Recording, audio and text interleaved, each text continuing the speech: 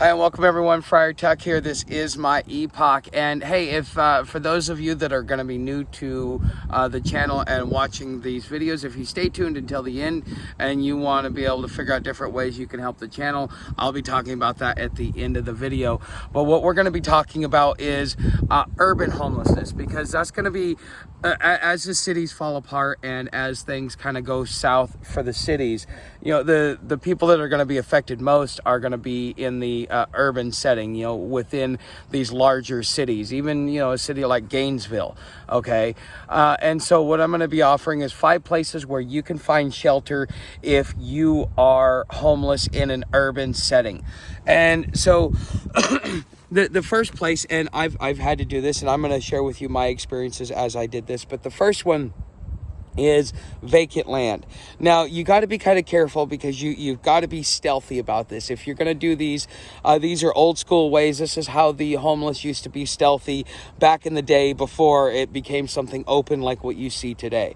And so if you found a vacant land, like I was going, when I was riding my bike and I was coming into Panama City, right on the outskirts of Panama City, there was a vacant land. It had fence around it. It was up for sale, but there was no occupation, no nothing like that. And so therefore, you know, I kind of, you know, watched everything, went back to the Burger King and waited until dark. And then, you know, I came and, you know, I walked in there with my bike and kind of covered up as much of my reflectors as I could, so nobody could really see me in there. And, you know, one of the things that you're really going to have to worry about is having things that don't give off a reflection, because as cars are driving by, if they see that, if, you know, in today's society, it's not as bad, but, you know, 15 years ago, 20 years ago, somebody would see something like that, they would call the police and they'd say, I think there's somebody in the vacant property over here. And, you know, you might have the cops show up depending upon whether people are paying attention. Now people are so in their phones that most of them aren't even paying attention to the road, let alone what's going on the side. But you always want to make sure that you go in as deep as you possibly can. That way, you know, the lights and stuff like that, there, as they hit either your tent or your hammock, that, you know, it's going to be enough of a barrier. But this is one of the most underutilized places, I think. But, you know, here's another thing. If you're going to do this, you also need to leave no trace, because not only may you want to come back, but if you start leaving trash behind, they will know that you are coming back. And then they will have rights to kick you off, and they'll keep an eye out for you. But if you clean up your mess, leave no trace, you can keep going in and out of there as much as you want, as long as you go in at dark. And, you know, before the sun comes up, you need to be up and have your camp packed up, even on a rainy day. You know, it's not someplace where you can kind of stay docile or just, you know, sit back and camp for the day. Number 2, I have recently done, which is, you know, abandoned houses or abandoned buildings, like in the Rust Belt. You know, well, Cincinnati's kind of fixing that, but that's about to go upside down. But there are, as these commercial buildings start going under and they become vacant because everybody's working from home, the new digital economy, so on and so forth. Well, that's going to open up a lot of territory in a lot of different cities. Now, the longer you're in an urban setting, the more you get to know the homeless community, the more people will share with you places like this, because this is for places like this that I'm sharing with you are not only they're coveted, but people don't want to have it blown up. People don't want to be overcrowded and all these other things. And so you'll have people that will set up camps there, and then as they get to know you, they'll invite you back. You know, hey, you want to come sleep over here? Or, you know, I got an abandoned building, so on and so forth. I've had it offered to me, and I've actually done an abandoned house. But, you know, some of these houses, you want to go in there, you want to see if there's graffiti and other kinds of stuff.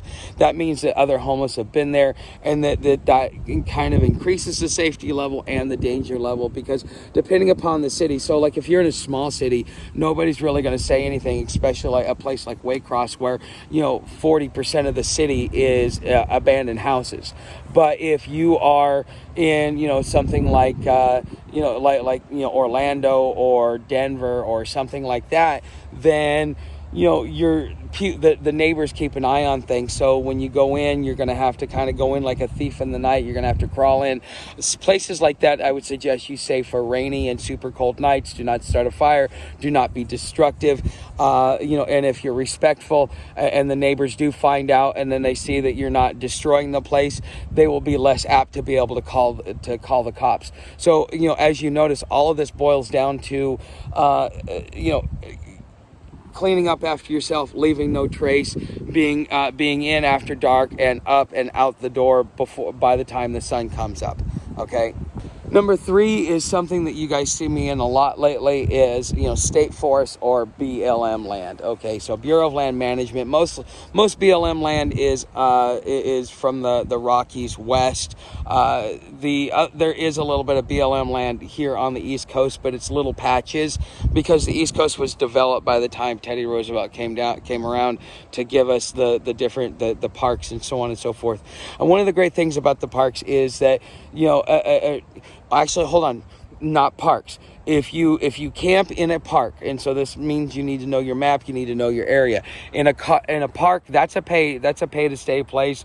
You can get in trouble for doing something like that.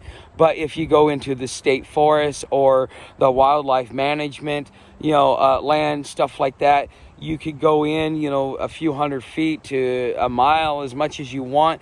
But I do warn you that in certain places, the terrain, because it's let to go as a wild forest, they do controlled burns or whatever it may be. It may be a little bit rough getting back into that thatch. So you kind of, as you're doing road walks or as you're, kind of scouting out an area, you kind of want to find areas or paths where it looks like you can get in there. But then also you've got to look at the ground as well, because there was lots of places where Sam and I, when we were walking from Lake City to White Springs, there were lots of places that we could have jumped in, but there was like 4 or 5 inches thick of pine needles on the ground. It was so soft that we couldn't lay our gear down at the time, and so it was like, well, and there really wasn't it wasn't suitable to set up a hammock. Okay, and so we kept moving on until we found a place that looked like it was in decent condition. Okay, now the rules are you can camp overnight, especially if you're traveling. So if you're going into town, out of town, you pick up your camp every morning and you set up your camp. You could go in, sometime after rush hour or something like that. So you could go in a little bit early. And in the forest land, if you want to be able to take a day off, sit back, relax, as long as you pick up your mess and take it with you, because that is the rule within the state forest. That, and you cannot stay longer than 15 days, especially on BLM land. Some places require you to carry your waste out. Now, something like that, you're probably not going to do. Just make sure you dig yourself a foxhole, and cover it up, because animals will come by and they could get sick from eating your it's gross. Okay. Homeless don't really tend to do that, especially your urban homeless. But, if it's you and you're trying to stay safe and stay below the radar, because let's be honest, the homeless problem is expanding to the point to where it's going to start making national news. It's going to be an election issue. And not only that, they may end up turning it, putting all the homeless in camps because of all the bad homeless that are out that just destroy everything they come in contact with. So it is in your best interest to leave as little bit of footprint as possible, because as time goes along, you're going to want to blend in and not really show that you're homeless like you can today, because it's going to get more and more dangerous for you. Number 4 is one that I have done a lot, and that's sleeping in doorways. Now, there's 2 places that you can go. You can go into commercial districts, like where they have like the shops along the sidewalk. Nothing like going in front of Best Buy or something like that. I wouldn't suggest that. But little mom and pop shops that have little doorways that face the sidewalk, that have like a little alcove in there. It's a great way to stay dry. You kind of scout out the area beforehand. So a place that was one of my favorite places was the Pearl District in Portland, because that's just it on 23rd Street. That's where all the commercial businesses are, all the little mom and pop shops, even the little theater and everything that they have down there. And so I would sleep probably about 4 or 5 doors down from a bar, but they closed at about like 4:30, 5 o'clock in the day because it was an upscale part of town. It was kind of like one of those vintage yuppie shops. And I slept in the day. During the day, I picked up my mess. I never left a mess. I was always up before they got started. Things like that. You can also do this in industrial areas, but again, you kind of got to know their schedule. You need to be there after they close and leave before they open, before the first employees start getting there, because not only is it for your safety, but it's just the thing is people don't care as long, and they're not going to hassle you if you're respectful and responsible, which means, you're pissing in a bush and you're pissing in the dirt. You're not pissing on a garbage can. Okay. You're not taking a crap on the property. You're being respectful of the area by picking up, by being up on time, by being in after they leave. And so, most of them don't even know that you're there unless one of them stumbles across you because you overslept one day. Okay.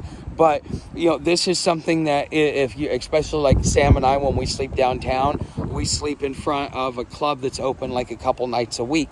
And so we show up at about 4:30 and because they're closed, and that's when I feed her and wind her down for the day. And then, we sleep and we're up by about 6 o'clock so that, even though they're not open until, they open at like 5 o'clock in the afternoon on Friday and Saturday, and those are the only 2 days that they're open. But, Sam and I, that's where we sleep when we're in downtown Gainesville. Places like this are important, especially if you're in the inner city. So, keep in mind of this, but also, try to make sure that you leave as little bit of an impact of a footprint as you possibly can. Use your noggin and use the environment that is around you. Number 5 is parks. I've done it once. You got to be very careful with parks because it is definitely illegal to sleep in a park. Okay, but if I were to sleep in a park, if I had to do it, something like what I experienced in Golden Gate Park, which is San Francisco. So there are lots of people that actually sleep in Golden Gate Park. And it is definitely a different park, a different place altogether. At the time I believed in evil spirits, and I swear that there are some spirits that roam around there because I was scared shitless all night because of, it was definitely something else. But what we ended up doing was we went into the rose garden and we slept under the bushes. So you get your sleeping bag and you curl up under the bushes so somebody comes by, they can't see you, your sleeping bag's not reflective, you don't have a large bag, you don't have a lot of stuff, you have your sleeping bag, you have a backpack, you have a pillow, you have a change of clothes, and the thing is, everything else you go to either bum feeds or you get from the clothes closet, or there are resources within the city for you to be able to get it. And some people would hang out in the parks and they would just tell stories. That's how I met my first flim flam artist. For those of you that don't know what flim flam is, those are con artists. Okay, and he had me going for quite some time. But yeah, he was the one that showed me how to sleep in a park. And the thing is, with parks, you've got to find a place to be able to nestle in and really like you're hiding to as much as you possibly can. Get under bushes, get out of reflective areas, get away from high path areas. They're some of the hardest places to be able to get into, but in just about every park there's at least 1 or 2 people that sleep in them. But there may not be enough room for more than that just because of the way the design and the foliage is. But again, leave no impact. Go in after park closes, which is usually around 10 o'clock, because the police usually come by and do a sweep between, let's say, 9 and 11. So you're gonna show up there late, and you're gonna get up. You're probably only gonna get about 4 or 5 hours sleep. But in a pinch, or if you are desperate, that is definitely something that you can do. Okay, guys. So now that we've reached the end of the video, how can you help the channel? Well, there's lots of stuff down in the description, but I'm in the process of doing something on Patreon for those of you that don't want to use PayPal or Cash App. You can also become a subscriber, hit that bell notification, keep watching the videos. The more views that I get, the more ad revenue that I get, which helps me reach my financial goals of being able to be self-sustainable, so I don't have to rely on my tip jar. My primary means and desire for income for myself through this channel is through ad revenues, the YouTube partner program, and through Patreon. And so if you want to go over there and become a member, there are 7-day free trials. You should definitely check it out. If you find this valuable, don't forget to subscribe. I will see you in the next video.